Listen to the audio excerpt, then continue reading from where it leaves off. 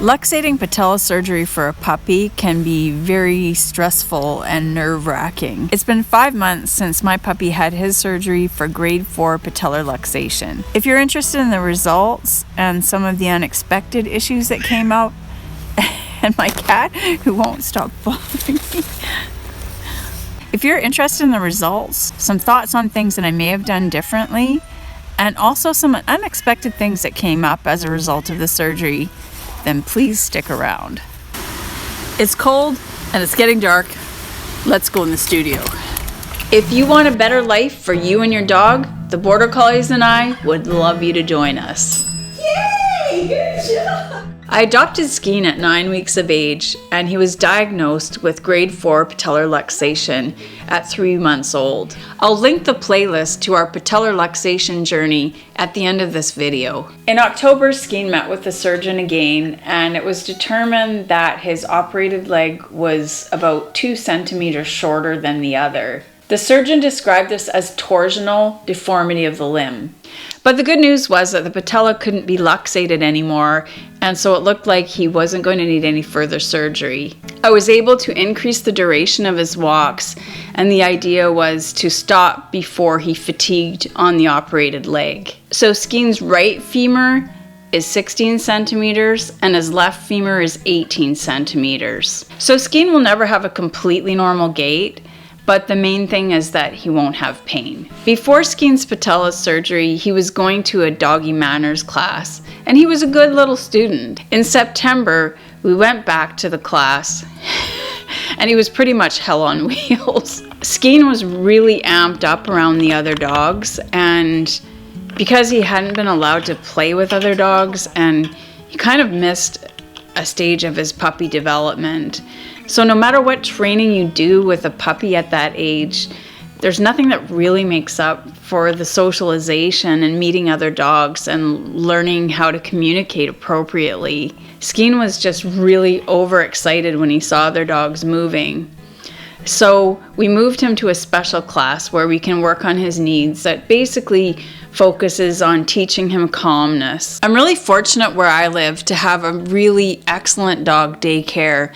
And when I say excellent, I mean a daycare that really looks at the dogs and how they're playing and whether they should be playing, and is willing to separate dogs out, and that actually does some training with the dogs on an individual level. So I was able to take Skeen to this daycare twice a week, and that's really started to improve his confidence around other dogs. As much as I could expose him to other dogs on my own, I couldn't give him the amount of experiences that he gets those 2 days a week.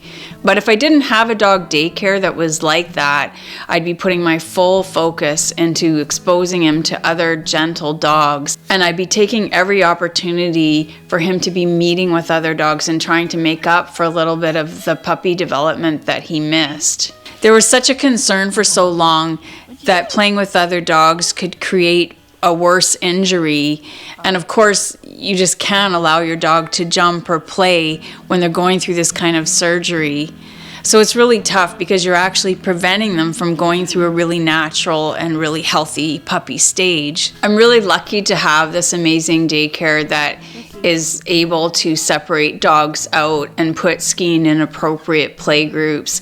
And actually sometimes he doesn't even play with other dogs, but he's around other dogs and gaining confidence each time he goes. So now he's learning some new play skills, and he's learning when it's appropriate to engage with other dogs and when he might have to back off. When he was a small puppy, he went to that daycare before we actually knew he had a patella injury, and he was always a bit of an observer.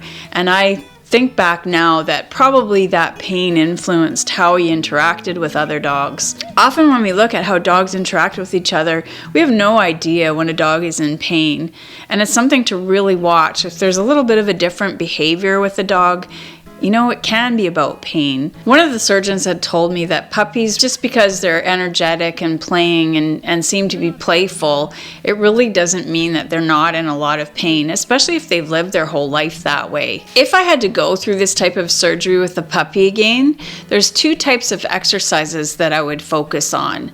One of them would be Exercises like the relaxation protocol or boundary games, any kind of exercise that teaches your dog to stay in one place with a lot of things going on all around that puppy. Your puppy's going to be restricted somewhat anyway, and it's an ideal time to work on this type of an exercise. The other kind of exercise that I didn't really think about but I could have done, and of course this is in addition to all the physio type exercises that your vet is going to recommend, but this is more for their psychological enhancement. I would work on any kind of sound sensitizing exercises.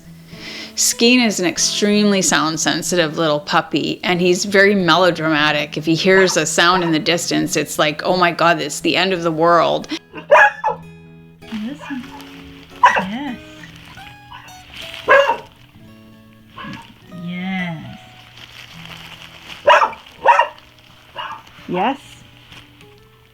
Because he didn't have a normal kind of puppy life, I think he is a little bit more fearful than the average border collie his age. But he's also going through a fear stage. And it's never too late to work on these kinds of issues, of course. As a young puppy, Skeen really liked other dogs, and I just didn't see that fear developing at first. I have no doubt that Skeen will be a confident little dog eventually. He's had some things to overcome, but we all have things to overcome, and every dog's going to have something that they need to work on. Skeen is a really sweet dog, and he's already come a long way. I had a bit of a scare with Skeen about a month ago. He was walking pretty well, and he does have an odd way of walking, so sometimes it's hard to know what is actually painful or what's just his way of walking. But when he stops weight bearing, then you know that something painful is going on. He'd been running up the hill, and he basically, in border collie style, almost did a handstand and then landed back on his legs. I think he might have twisted something, because it was after that that he started to limp a little bit more significantly. I had an appointment with the surgeon for a recheck for a couple of weeks later, so I decided I'd wait until then to figure out what was going on. Skeen unfortunately ended up with kennel cough, and at one point it looked like his appointment was going to be cancelled. I was really worried that something had shifted and his patella was actually out of place. We were able to arrange something so that at the end of the day I could bring Skeen in and the surgeon could just have a look when no other dogs were around. I was so grateful for that.